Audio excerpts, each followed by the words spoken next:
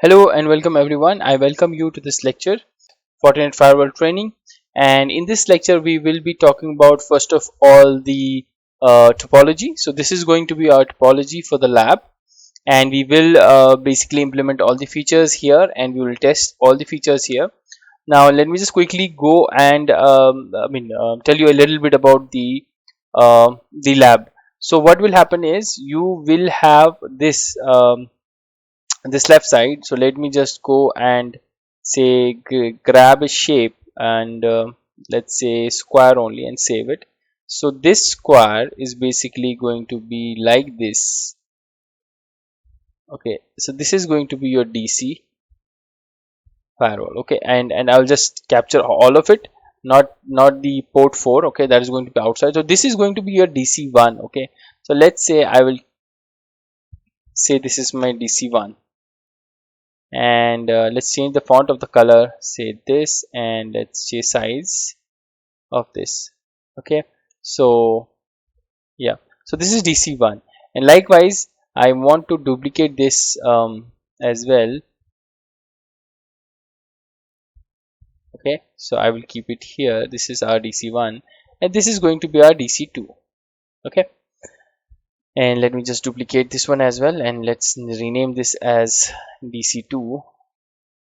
So data center 2, right? Or you can say branch office, whatever, just like that. So now what will happen is inside the DC1 you have this Windows PC, and there's a switch. We can connect more nodes if you want, but for now a Windows PC, which is going to be Windows 7. Windows 7, yeah, I can have Windows 10 as well, but I just will go with the Windows 7. And then I will have the Fortinet firewall. If I just click on edit, and this is our 7.0.3, we can have 7.2.1 as well. Let's go for 7.2.1 on one side of DC1, and also on the other side we can have edit 7.0.3. okay, so that looks good, and save. Now what is the difference? You know, obviously, between these two, right? So one comes with an eval, one has to be activated before we can use it. Now here we have pseudo internet, you can say, wherein these two data centers are getting connected by the ISP. You can just think this as an ISP, and then we will have a router here which will do the routing and send the traffic to the internet. Now we will test on our Windows PCs a real internet, like we can browse something and see if that is going through the Fortinet, if we can see the lag, and we will see the logs in the Fortinet firewall, and then it should go via this way, via the R7, and then to the actual internet. Now this internet is basically a management cloud. If you see here, edit, I have connected this to my management cloud, and basically I'm running my EVE-NG on the ESXi server. If you go here, this is my EVE-NG, and if I go on the edit settings, I have directly bridged it to my network, VM network. Yeah, this is basically my bridge network. That means the IP address on here would be same as the IP on my machine, right? IP config, because this is connected to my wireless LAN. So this should have an IP address from my Wi-Fi, which is this range. So that is why if you see on the inside I have 10.2, and on the port which is the management, we will have an IP address. Let's say duplicate, say all the IP address should be the range should be basically 192.168.1.0. 192.168.1.0 is going to be the management interface here, management subnet. Likewise I have the same here, then on the other side, and likewise it is going to be on here. Now this is not going to basically do any problems or issues for us, because anyways we are going to do NAT, and this is only going to be used for our management purpose. Okay, and on top of that, what we will have is all the interfaces on the FortiGate 1, right, is going to be on 51 IP address. Like for example, for the inside it is going to be 10.2.2.51, outside 99.1.1.51. likewise the port 1, which is going to be our management port, is going to be 192.168.1.51, and the DMZ is going to be 172.16.1.51, and the R7, basically the ISP router, is going to be on 99.1.1.1. So the default gateway of both the DC firewalls is going to be 99.1.1.1. Now why we have this here? Basically I want to show you the routing part. So we will do the routing with the R7, in this case from the Fortinet to the R7, like that. We will see multiple labs on that as well. And on the 40 gate firewall on the DC2, you will have all IP address from the .52. So for example, inside would be 10.3.3.52 on port 2, port 1, which is the management, is going to be 192.168.1.52, and port 4 is going to be 99.1.1.52. So that is the whole idea of the lab that we have, and this is going to be the lab throughout our course. We might have a different lab for the HA part, but most of the time we will be using this lab for our practice and the features to test on of the Fortinet. Now let's start with the DC1. So we will what we will do is we will basically do the initialization of the 40 gate firewall on DC1. We will configure the interface IP addresses, and we will also license the firewall. Let's right click here and click on start. And I will not start the DC2 right now. We will do it in a later video. Let me start the inside as well on the DC1, the switch and the Windows machine. Now first thing first, to have the console, I need to double click on this and it will open in my putty, right? So I will have to wait for a while so that this is booted up.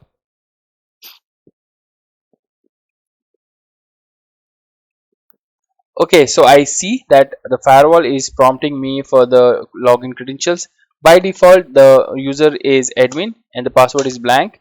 Once you hit enter on the blank password, it will ask you to create a new password. So I'll go and create the new password. Then once I have created the password, the firewall is ready to be configured. Now by default, the port 1 is having DHCP on, and so our firewall should have an IP address already from the 192.168.1.0 range on the port 1. Now how to check that? You have a command which says get system and then interface, and you might have physical, or if you just click here, it should give you the port 1 DHCP IP, right? You can see it is on .100. Now if you do this, it will give you the IP address like this. Even if you do the physical, it should give you the IP address in a better readable format, right? So mode is going to be DHCP, IP is this, okay, speed and status is up. Now if you want to see that the allowed access, right? If I do ping on the IP address, which is 192.168, ping 192.168.1.100, if that is working, yes, that is working, because ping is by default allowed on the port 1. And also there are a couple of more protocols that are allowed. If you want to see what is allowed, so to go into the the system interface config of the port 1, you have to basically see, if you want to edit, that is a different story, but if you want to just check what is the config, then you can say show system interface, like ETH, no, not here, ETH, port 1, right? Port 1, and you will see all the configurations here, right? This vdom, basically this is the virtual context, is or virtual domain is root, and set mode is DHCP, and you can see the set allow access, and inside that you can see ping. That is why the ping is happening. HTTPS is allowed, SSH, HTTP, and FGFM. This is going to be your manager, right? Then the type is physical, and SNMP index is 1. Now if you want to change this, then you can do it. Basically you will have to go to the config system interface mode like this, and then you can edit that particular port, edit port 1, and then you can start editing anything inside the port 1, right? You are in the port 1 configuration mode, right?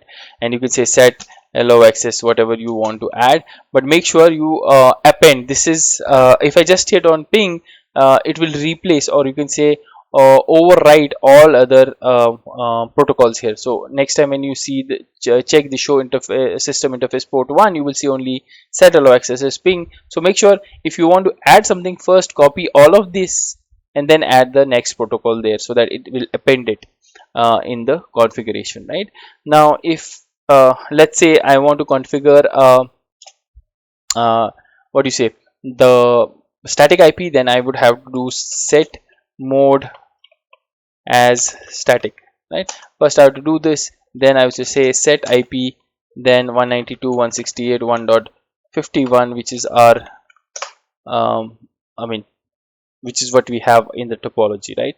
And then yeah, that would be all, and then I'll say end to come out of the interface, and let's try and ping this IP on the 51, and yeah, I'm able to reach. Now let's try and access the GUI 192.168.1.51, and make sure you do an HTTP and not HTTPS, because this is not happening on the evaluation license.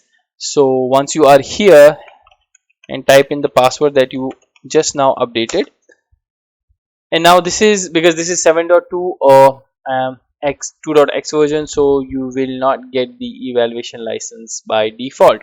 So you will have to activate this evaluation license via this, but for that your FortiGate firewall should have internet reachability, but as of now it will not have the reachability, because what we are planning is to have the internet via this route, right?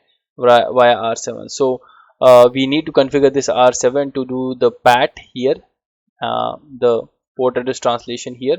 So we have to configure this, so we will do this in the next video. That was it for this video, and I will see you in the next lecture.